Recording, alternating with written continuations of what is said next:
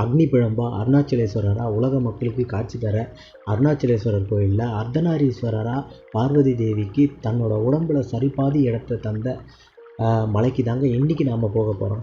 அடச்சேன், இத்தனை தடவை நான் திருவண்ணாமலைக்கு போயிருக்கேன், ஆனால் இந்த மாதிரி ஒரு இடத்த எப்படி நான் மிஸ் பண்ணேன் அப்படின்னு நீங்களே ஃபீல் பண்ணுற மாதிரியான அவ்வளவு அழகான ஒரு மலைக்கு தான் நம்ம போக போகிறோம். இந்த இடத்துல இருந்து திருவண்ணாமலை அருணாச்சலேஸ்வரர் கோயிலை பார்க்கும்போது, அதோடய கோபுரத்தை பார்க்கும்போதும் அப்படி ஒரு ரம்மியமான காட்சியாக இருக்குங்க. அந்த மாதிரி ஒரு இடத்துக்கு தான் இன்றைக்கி நம்ம போகிறோம். வாங்க வீடியோக்குள்ளே போகலாம்.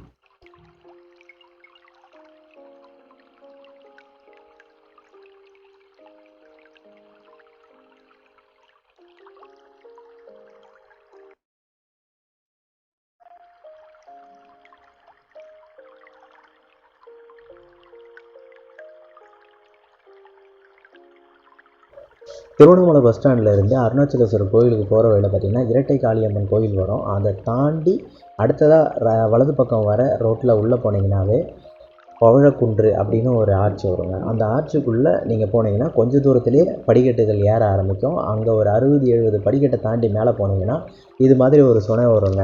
ஆனால் வழக்கம் போல் அருணாச்சலேஸ்வரர் கோயிலை பராமரிக்கிறேன்ற பேரில் கொள்ளை அடிக்கிற இந்த அறநிலைத்துறை இந்த கோயில் குளத்தை கூட சுத்தம் பண்ண முடியாமல் வக்கெடுத்து போய் தான் இப்படி அழுக்கு படிஞ்சு மாசு படிஞ்சு இருக்கிற நிலைமைக்கு விட்டு வச்சுருக்காங்க. இந்த கோயிலை கூட பார்த்திங்கன்னா 2016 காலகட்டத்தில் ரமண மகரிஷி ஆசிரமத்தில் இருந்து தான் புனரமைச்சு கும்பாபிஷேகமும் செஞ்சு கொடுத்துருக்காங்க. இந்த கோயிலில் படிக்கட்டை ஏறும்போதே பார்த்திங்கன்னா பாறையில் ஒரு நந்தி தேவர் சிலையை வடிவமைச்சு இருப்பாங்க. அதுக்கு ஏற்றாப்புலே பார்த்திங்கன்னா பஞ்சமூர்த்திகளோட சிலையும், அதுக்கு பக்கத்தில் ஒரு மலை குன்றுக்கு மேலே ஒரு கோபுரம் மாதிரியான ஒரு அமைப்பும் இருக்குங்க. அதெல்லாம் பாழடைஞ்சு போயிருக்கு. இந்து சமய அறநிலையத்துறை நல்ல வசூலாகிற கோயில்களாக பார்த்து உண்டியில் வச்சு தங்களோட வயிற்றை நிரப்பிக்கிறவங்க இது மாதிரியான புராதனமான கோயில்களையும் சீரமைக்கிறதுக்கு அந்த பணத்தை பயன்படுத்தினா நல்லாயிருக்கும். இதை தாண்டி மேலே போகும்போது பார்த்திங்கன்னா 2016 காலகட்டத்தில் ரமண மகரிஷி ஆசிரமம் மூலியமாக இந்த கோயில் சீரமைச்சிருக்காங்க. அவ்வளவு அழகாக இருக்குது, நீட்டாக மெயின்டைன் பண்ணுறாங்க. பார்வதி தேவி ஒரு தடவை சிவனோட கண்களை விளையாட்டாக மூடிடுறாங்க. இதனால் உலகமே இருளில் மூழ்குது. கோபமுற்ற சிவபெருமான் பார்வதி தேவிக்கு சாபம் கொடுக்குறாங்க. இந்த சாபத்தோட விளைவாக பார்த்திங்கன்னா திருவண்ணாமலையில் இந்த பவழக்குன்றில் தவம் இருக்கிறாங்க. இதனால் மனம் இறங்கின பரமசிவன் தன்னோட உடலில் சரிபாதியை கொடுத்து அர்த்தநாரீஸ்வரராக இந்த மலையில் காட்சி தராரு.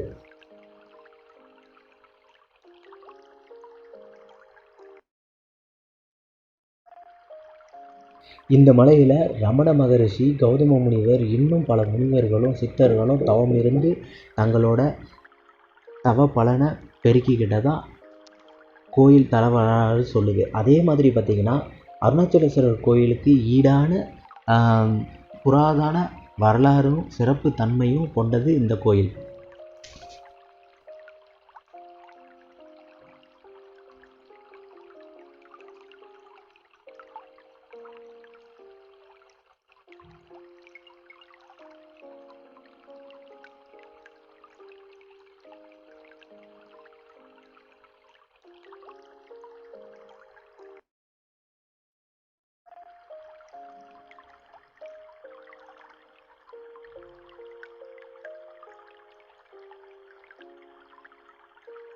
இந்த மலையிலேருந்து பார்க்கும்போது பார்த்திங்கன்னா அருணாச்சலேஸ்வரர் கோயில் கோபுரங்கள் ஒவ்வொன்றும் அவ்வளவு அழகாக தெரியும். அது மட்டும் இல்லாமல் இந்த மலையில் இருந்து பார்க்கும்போது தீபமும் நமக்கு பக்கத்தில் காட்சி தரும்.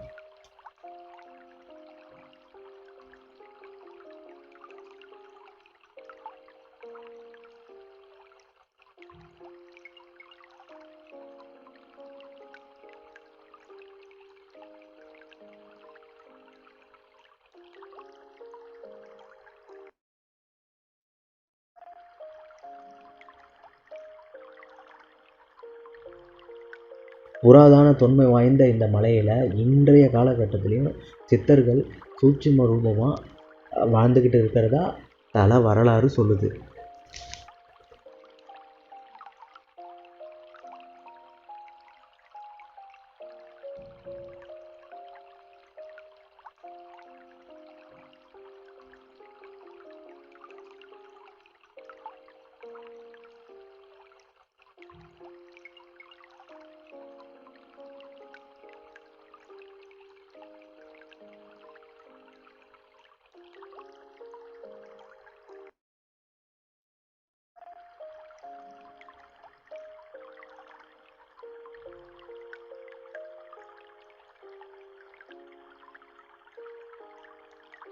நாளுக்கு நாள் வெளியூர் பக்தர்களால் திருவண்ணாமலை அருணாச்சலேஸ்வரர் கோயில் நிரம்பி வழிஞ்சிக்கிட்டு இருக்கு. ஆனால் இந்த மலையில் பார்த்திங்கன்னா இயற்கையாக அமைஞ்ச அமைதியான ஒரு சூழ்நிலையில் இங்கிருந்து திருவண்ணாமலை அருணாச்சலேஸ்வரர் கோயில் கோபுரத்தை பார்க்கும்போது மனசுக்கு ஒரு அவ்வளவு நிறைவாக இருக்குங்க.